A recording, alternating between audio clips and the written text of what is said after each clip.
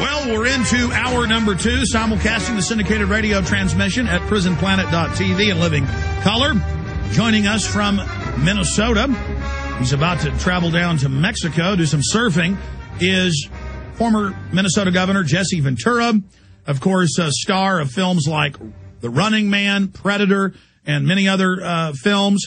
He's hosted a MSNBC national television show. He's hosted NFL football. There's not much this guy hadn't done. And now he's got a huge show. They're saying it's going to be their big push in the winter, their big #1 promoted show. And I'm seeing that now in the media. That's Conspiracy Theory, created by Jesse Ventura. I'm a consultant on it. I'm in some of the episodes. I'm very honored to be involved in it. And to give you the inside scoop, he starts the Media Blitz tomorrow. To give you the inside scoop is Jesse Ventura with us for the next hour. We may twist his arm a little bit in the next hour to take some phone calls, but we'll see. Governor, it is good to have you here with us. Hi, Alex. Great to be here again. Are you going to? I guess I should call you Huggy Bear. and I'll explain that for a moment. No, Alex has been good enough. He appears in a couple of the episodes of Conspiracy Theory that we did, and so because he's the only really reoccurring character we've ever had in the first initial buy, we went back to the old Starsky and Hutch show, and you all remember Huggy Bear, don't you? The guy that always brought the information to Starsky and Hutch? Yes. Well, that's you now, Alex. You're our Huggy Bear. Well, I'm honored to be your Huggy Bear. You've not been able to talk about the show till now. They've unleashed you. You barely talked about it on Larry King Live last week, but now you've been given the green light to give people a foretaste or a idea of what's going to be in the 7 episodes. And so we're all ears, Governor. I mean, tell us about some of the episodes. Well, first of all, when I went on Larry, it was because, it was election night, and Larry truly wanted my opinion on the latest off-year elections, which I'll do this right now. To me, why do they even have off-year elections? It's hard enough to get people out there to vote. Have them all on year. They do that so that they get a small voter turnout because it's easier to control small numbers. And so that's why that happens pretty much. But that being said, that's why I was on Larry, was mainly for the election stuff, not so much a promotion of the show, because I'll be going back on Larry later on the end of the month, right when it gets to the debut date, which of course is December the 2nd on the True Channel at 10 Eastern, 9 Central. And so I'll be going back on Larry then, and at that point in time, it'll be a promo for the show. So I just did Larry where they promoted a little bit, but it was mostly on voting, or on the vote election. Well, Governor, hold on. We're about to go to break, and I don't want to stop you. I want you to have free flow and go over as much as you can tell us about the episodes, because I've consulted some, but I still only have a few pieces of the overall puzzle. And I know that you've stated that you believe this is fair, and from our perspective, probably the first television show ever that's actually from people who questions perspective. That doesn't mean that you or I or anybody buys all of what's being said out there. So I want to talk about that when we come back in just a minute. But in the 1 minute we've got, what is your take on Republicans sweeping all over the country and Obama's plunging approval rating? Well, I don't think it's so much Republicans sweeping. As you know, they lost that congressional race up in that heavily Republican district in New York that hadn't gone Democrat. Yeah, but the Democrats threw that. They threw that. I mean, they had their... Well, maybe so. Well, to me, the elections are truly irrelevant. And as far as Obama's ratings falling, that's a natural occurrence. I don't want to throw water on the fire or anything for those people that, for whatever reason, but I at one time had 72% approval ratings. Well, certainly by the time you get out of office, mine actually dipped below 50 later. No, you're right. When you have to make hard decisions, when you make those hard decisions, some people aren't going to like it, and a lot of people are one-issue people. Jesse, we got a break. We got a break. Stay right there. Well, surf's up, ladies and gentlemen, and here comes Jesse Ventura into the info war.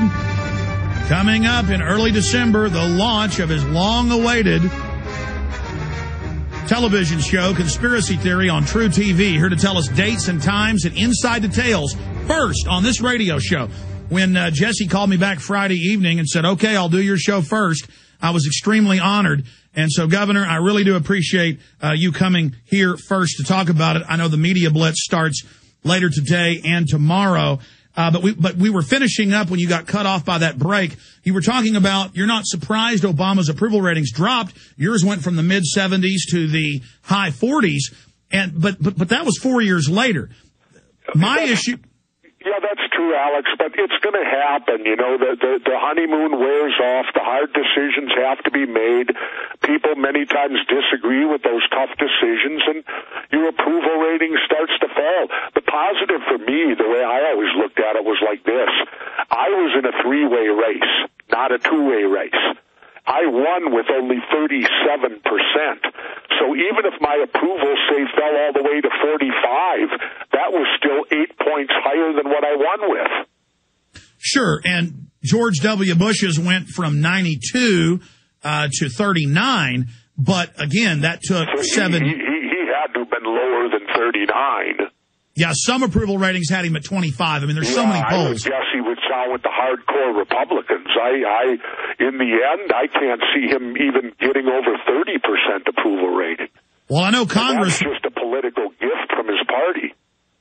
Exactly. I know that the overall Congress, both parties, had an 11% when he left office, and it's now going back down that direction again. My point is, Obama's approval rating has broken records, according to the major pollsters, for falling the fastest in the first year of a new administration. And now he's losing his base. CBS News last night reported he is putting in 40,000 more troops in Afghanistan. And Jesse, I know you've researched this and are well read on this subject. Let's talk about this right now and then get into the show. There's 12 times the opium, 12 times coming out of Afghanistan of what was coming out 8 years ago. And even the BBC admits our troops are guarding the opium so, quote, the Taliban doesn't get it. No, so the banks can launder $500 billion in smack every year. Governor Ventura, your take on this war? Well, to me, welcome in my lifetime now. How wonderful it is. Welcome to another Vietnam. It's that simple. It's going to accomplish nothing. Guys are going to die over there on a constant basis as they have in Iraq. And, you know, welcome to another Vietnam. When this is all over and done with, I do it right now, Alex. I sit back and go, how is Jesse Ventura benefiting from these two wars? And I can't think of a thing. And yet, we've got people out there protesting whether people should be able to go see a doctor or not. If we wouldn't have fought these two wars, we'd have plenty of money for health care, wouldn't we? Absolutely. And my point is, wars, wars are the most destructive thing mankind can do.